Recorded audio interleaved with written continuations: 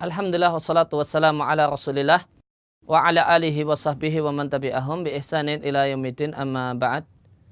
Bapak dan Ibu kaum muslimin dan muslimah rahimani wa rahimakumullah. Di antara pertanyaan yang sering muncul di bulan Ramadan, ada pertanyaan sebagian orang, kenapa di bulan Ramadan maksiat masih demikian banyak, padahal katanya setan telah dibelenggu.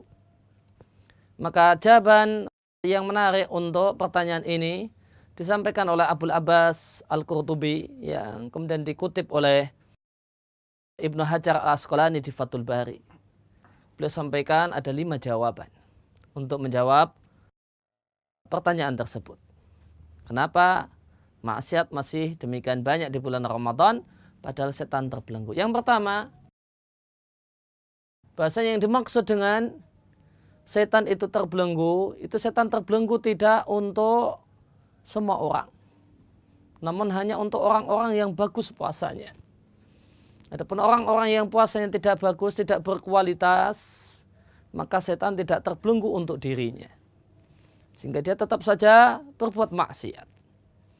Maka untuk orang-orang yang lebih-lebih orang yang tidak puasa, maka dia pun bebas saja berbuat maksiat. Karena setan terbelenggu tidak untuk semua orang, hanya untuk orang-orang yang menjaga kualitas puasanya. Yang puasanya bukan hanya sekedar menahan diri dari makan dan minum saja.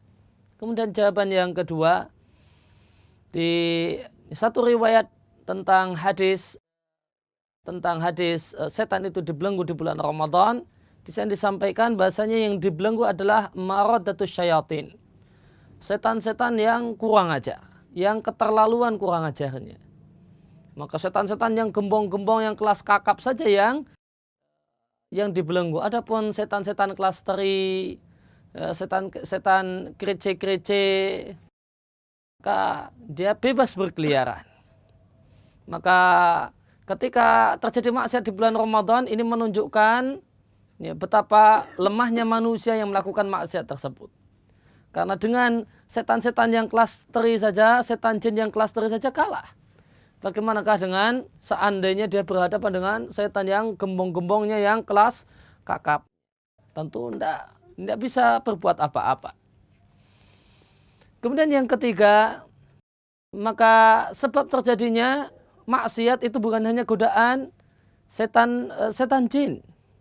Ada faktor-faktor yang lain. Di antaranya yang ketiga adalah jiwa manusia yang memang pada dasarnya mengajak pada kejelekan dan keburukan. Maka manusia atau sebagian orang yang kondisi jiwanya masih dalam tahapan amaratum bisu, suka mengajak pada kejelekan, maka tanpa setan pun orang ini terprovokasi untuk melakukan kejelekan, kemaksiatan, karena dia diprovokasi oleh jiwanya, dirinya yang kualitasnya baru an-nafsu amaratum bisu, jiwa yang mengajak dan memerintahkan kepada kejelekan dan keburukan. Kemudian sebab yang lain adalah, yang keempat adalah kebiasaan yang sudah mengakar.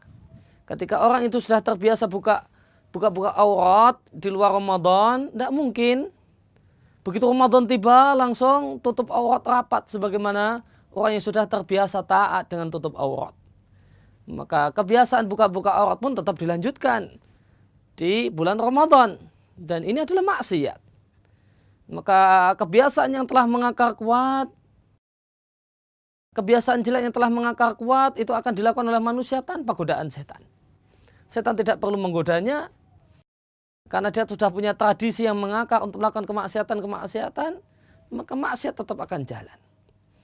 Kemudian yang kelima, bahasanya untuk terjadinya maksiat ada peran serta setan manusia.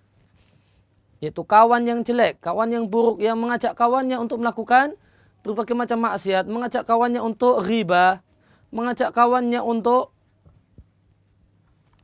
membuat fitnah dan berita bohong, mengajak kawannya untuk membatalkan puasa dan sebagainya.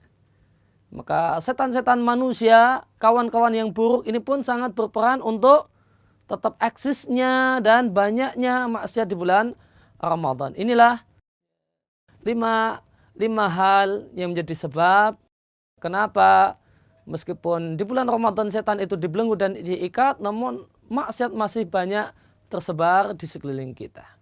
Mudah-mudahan dengan paparan ini maka terjawablah sudah pertanyaan banyak orang tentang masalah ini. Demikian yang bisa kami sampaikan. Mudah-mudahan menjadi ilmu yang bermanfaat bagi kita sekalian.